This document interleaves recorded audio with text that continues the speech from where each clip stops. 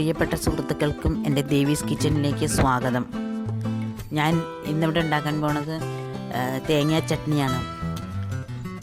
അതിന് വേണ്ടതായ ഇൻഗ്രീഡിയൻസ് തേങ്ങ, ഒരു തേങ്ങയാണ് ഞാൻ എടുത്തേക്കണേ, അത് ചിരണ്ടി എടുക്കണം. പച്ചമുളക് 4 എണ്ണം, ചെറിയ ഉള്ളി നാലുള്ളി എടുത്തേക്കണം. വലുതുണ്ടെങ്കിൽ 2 എണ്ണം ആയാലും മതി. വെളുത്തുള്ളി 2 എണ്ണം, വലുതാണെങ്കിൽ 1 എണ്ണം ആയാലും മതി. വെളുത്തുള്ളി അധികമാവണ്ട. പിന്നെ ഇഞ്ചി 1 പീസ്, പിന്നെ കറിവേപ്പില, കടുക്, മുളക്, ഇത്രയുമാണ് ഇതിന് വേണ്ട ഇൻഗ്രീഡിയൻസ്. നമുക്ക് നമ്മുടെ വീഡിയോയിലേക്ക് കടക്കാം. നമുക്ക് ഈ തേങ്ങ അരച്ചെടുക്കാം, ചട്നി അരച്ചെടുക്കാം.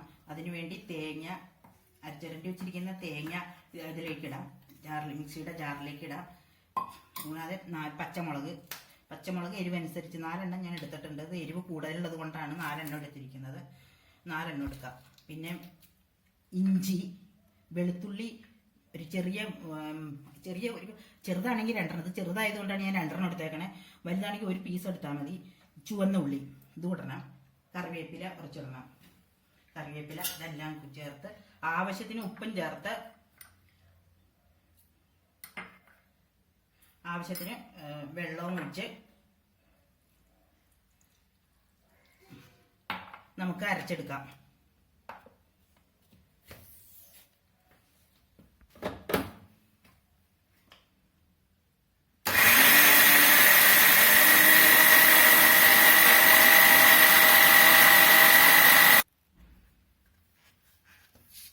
നന്നായി അരിഞ്ഞു വന്നിട്ടുണ്ട്.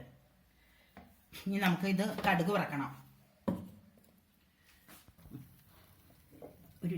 കടുക് വറക്കാനായിട്ട് പാൻ അടുപ്പത്ത് വെച്ചിട്ടുണ്ട്. അത് ചൂടായിട്ട് നമുക്ക് കടുക് ഇടാം.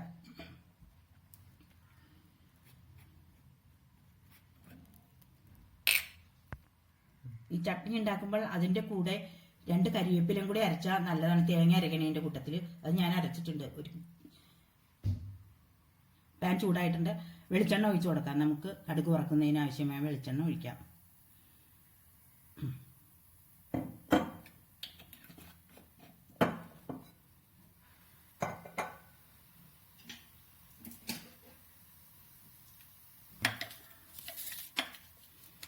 കടുക് ഇട്ട് കൊടുക്കാം.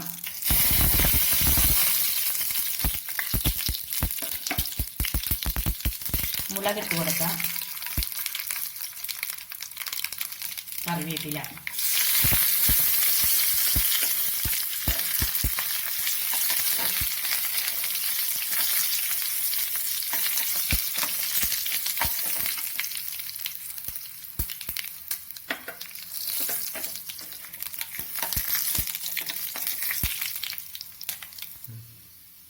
കടുകെല്ലാം പൊട്ടി വന്നിട്ടുണ്ട്. നമുക്ക് തേങ്ങ ഇട്ട് കൊടുക്കാം.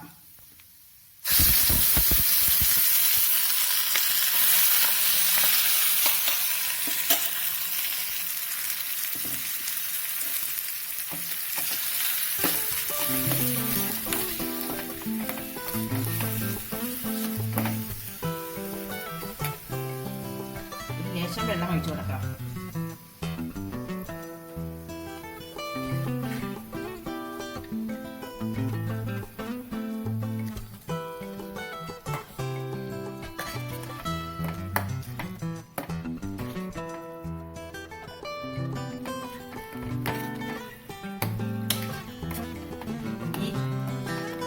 നന്നായി തിളയ്ക്കാൻ പാടില്ല. തിളച്ചു കഴിഞ്ഞാൽ തേങ്ങയുടെ രുചിയെല്ലാം പോകും.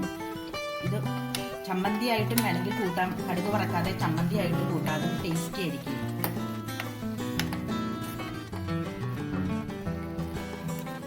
നമ്മുടെ ചട്നി റെഡി ആയിട്ടുണ്ട്.